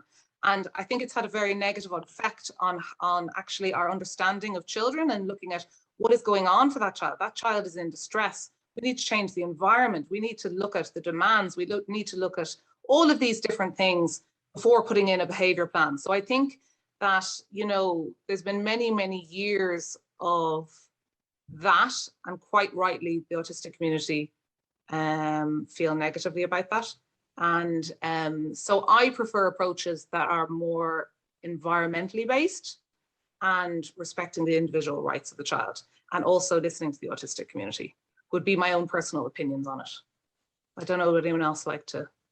I think something key maybe to mention that I've just thought of now is when people do things like functional analysis, which in my head makes sense logically if we do it objectively. But I think often when people do functional analysis, and I might change my mind on that, but I think most people, when they do functional analysis, they're looking at the function of behavior through a neurotypical perspective. And I think it really comes back to the double empathy that when people are looking at designing behavioral strategies or something, it's always looking at these things and completely missing the autistic experience. So it's not about enhancing, it's not so much about enhancing autistic, like helping autistic well-being. It's about nearly hiding autism, or looking at challenging behaviors, which I hate that term, but a lot of it's not challenging behavior, it's communicating distress, but you don't necessarily look at why that person is distressed. You look at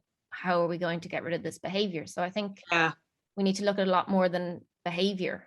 I'm not sure if that makes sense. Yeah, no, it did make perfect sense. Yeah. It makes perfect sense to me too. And I think the other big problem that ABA has is the history. You know, I mean, why would any autistic person trust somebody who says, I'm a good ABA therapist, I'm not one of the bad ones who's going to commit a human rights abuse, I'm a good one? Why, you know, there's, if the field has truly shifted and is shifting to be neurodiversity affirmative, it feels like it's incompatible based on the history. I personally can't see a way forward, but I'm not in that field. So behaviorism, working from the outside in, and as Jessica says, is missing the whole point, because it's not coming from the perspective of an autistic neurotype, and what are, you know, what makes a good life for an autistic person, and what are the reasons behind the person's distress. There's just so much negativity attached to it. And I feel so bad for lots of amazing people who've been through that training without realizing and thinking that they're doing the absolute best, because it's been designed and put forward through a neurotypical perspective. And that's just, you know, the way it is. I imagine it's going to take some people from within the field itself to actually, you know, stop fixating on the medical model and actually listen to the community and actually make change from within. And I suppose I'm an optimist, and I believe any field can change to be in line with the community it serves. So I would really hope to see that happen. I feel it's such a gulf, and it's such a pity, because so many brilliant people out there want to make a difference. And they've paid money and they've spent years in training. And I mean, I think that's so powerful as well, Davida, when you say about that you worked in ABA and that you had an internal process to overcome with shame of having that, you know, wanting to do something really good, and now looking back through the lens that you have now and the perspective you have now. I suppose this is an evolving thing, and it's just so great to hear voices from the community who have previously, I guess, with the best intentions, caused harm, and recognizing that and finding a way forward, and being, you know, like now you, for instance, are such an incredible ally to the community. And you know, what people are going to see in the next couple of weeks are committed people really working hard to make a difference from the bottom up. Yeah. If I can come in, if it's okay to just come in another point there. I think when you just mentioned the history, and I know in history of ABA there was a lot of like aversions and punishments, and now an idea of one thing is changed, that they don't really have that anymore. But I think it can kind of, it reminds me of that phrase, sticks and stones don't break my bones, but maybe it's the other way around. But anyway, I think subtle things that you can't really see and you can't really identify, that might challenge who you are in your core, I think that can be as damaging to you over time as a straight up in your face punishment. So I think, or aversion. So I think we need to think about how it might be not as obvious, but it can still be as damaging. And just to add as well, because we have a global audience here, like, it's okay, there's no electric shock treatment that I know of in Ireland as an ABA therapy, but there still is in the States. It's really despicable. And I think one other thing that they say, but it's evidence-based and it works. I think it's important to remember that lots of things work, but it doesn't necessarily mean it's a good thing. Like, it just because something works doesn't mean that we should advocate for it. True. And I suppose as well as psychology has evolved and we gain our understanding, we know now that intrinsic motivation is what humans need, not extrinsic. So even if we remove the aversive stuff and the punishment and we work towards positive reinforcement, it's still external motivation.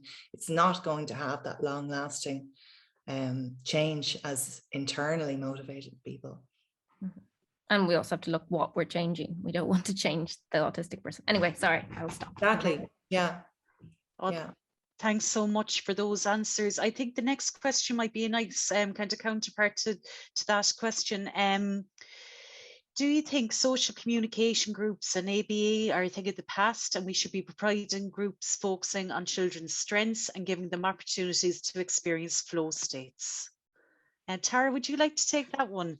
Oh, I love that question. Yeah. Yes, absolutely. That's exactly what we need. Yeah. Yes. Yeah. I mean, how wonderful to have our children experiencing mastery, experiencing flow states, being with peers where they feel just themselves and are free to be themselves. Just beautiful. Yeah, absolutely. Yeah. Younger the better. Yeah. There was a question on Twitter accounts to follow. I did put into the chat if people looked at Thriving Autist, the Thriving Autistic Twitter account, and the Adult Autism Practice account, and look at who those accounts are following. That's probably a good starting point. And the actually autistic hashtag.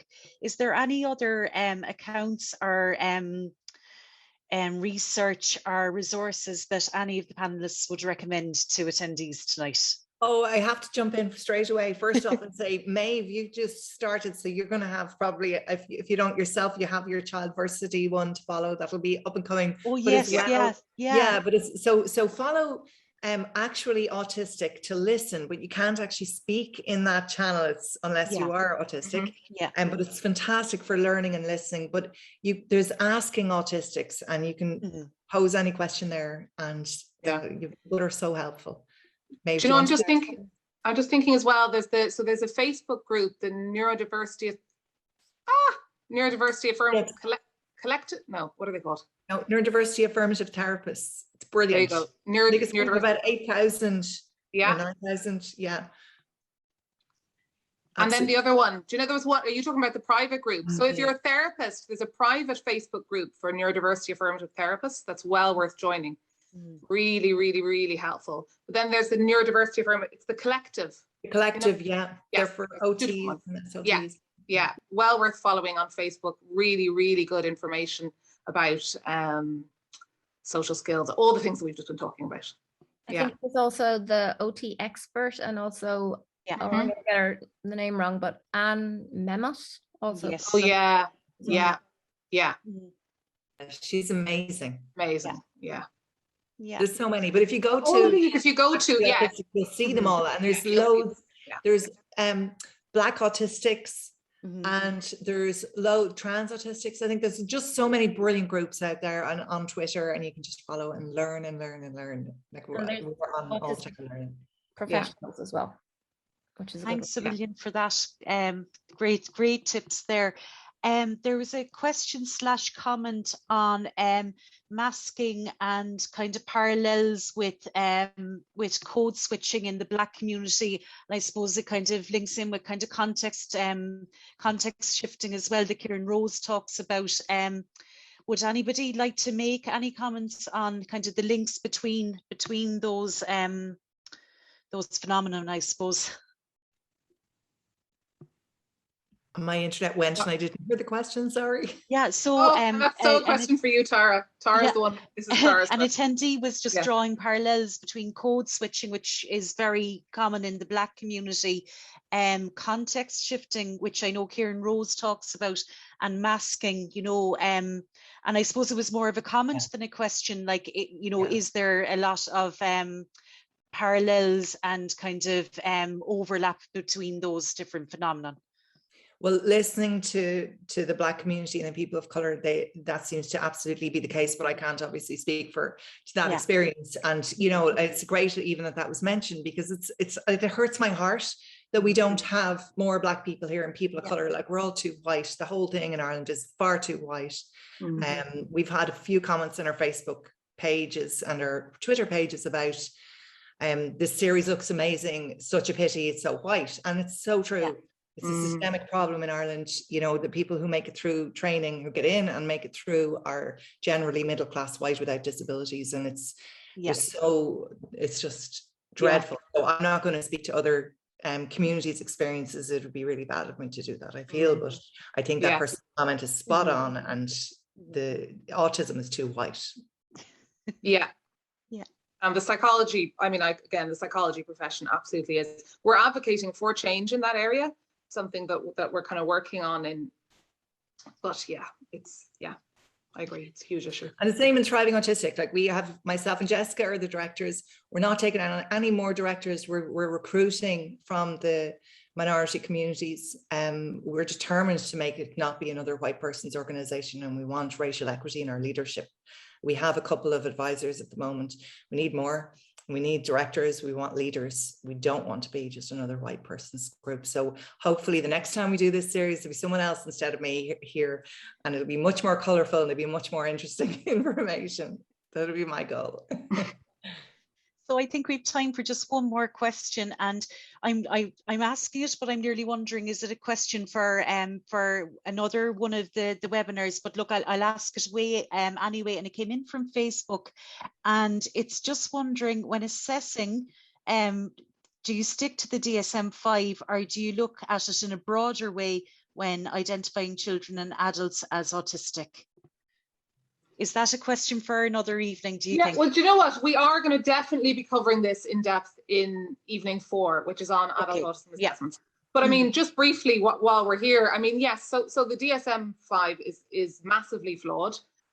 But if you take away all the deficit language, there is still areas that will help identify autism. But of course, you have to also be listening to the autistic community and have a much broader understanding of autism alongside the DSM-5. So what I would say is it's not that you've completely chucked the DSM-5 when you're identifying autism, but you can still take some of the positive things while you know, Maeve, would that be? Yeah, no, I totally agree. I think, you know, in my own practice, how I view the DSM-5 is exactly that. It's the different areas that it talks about, but what I'm interested in those areas is what people's preferences are, how they prefer to engage and interact, what goes well for them, what situations do they thrive in, where are their autistic strengths, and listening out for those experiences that people are having, and thinking about, are those experiences and preferences and the way that they like to engage and interact, is that aligning with autistic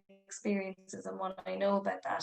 So I'm still thinking about all of those different areas, but I'm not thinking about rigid and repetitive behaviors. I'm thinking about hyper focus and passions and creativity, you know, so I'm thinking about it differently, just reframing the DSM. I guess. That's not, because the DSM is all about how somebody is failing, basically failing to be a neurotypical and failing in life. And you know, if you pull right back from that, and I completely agree with Maeve, and just look at it in terms of differences, and that's the Can I just add, I was quite inspired by a tweet I read from Mary Doherty many weeks and months ago at this stage, where she was talking about how it would be so much better if the assessment for autism was not how much have I failed at being a neurotypical, but how much, you know, let's assess autistic communication and autistic interaction.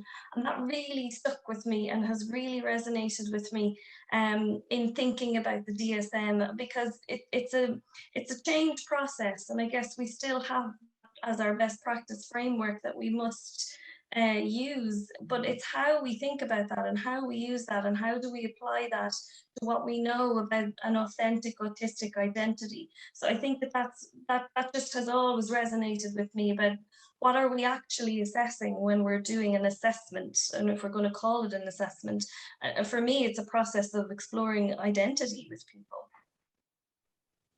I love that, Maeve. And you know, all of the adults that come through to us at Thriving Autistic that have been through an assessment process with yourselves, that's exactly how they describe that process. It's a therapeutic process, and coming to that collaborative understanding of how closely aligned a person's experiences are with the autistic experience generally.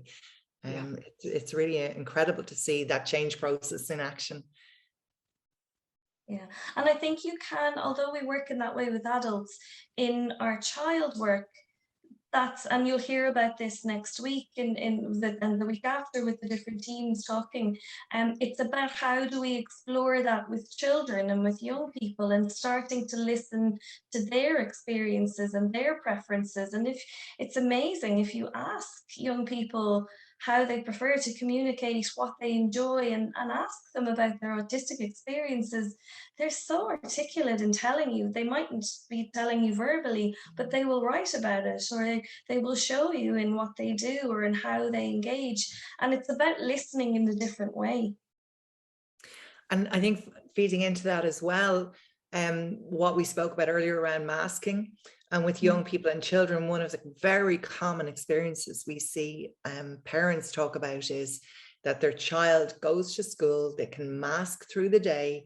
So the school think the child is a neurotypical child because they act like one, and then come home and they fall apart and they're just exhausted, and they either shut down and sleep or melt down, and you know, their emotions just explode. So I think that experience of working with children and identifying their neurotype, it's so important to ask the parent and to really listen to the parent about what happens after school.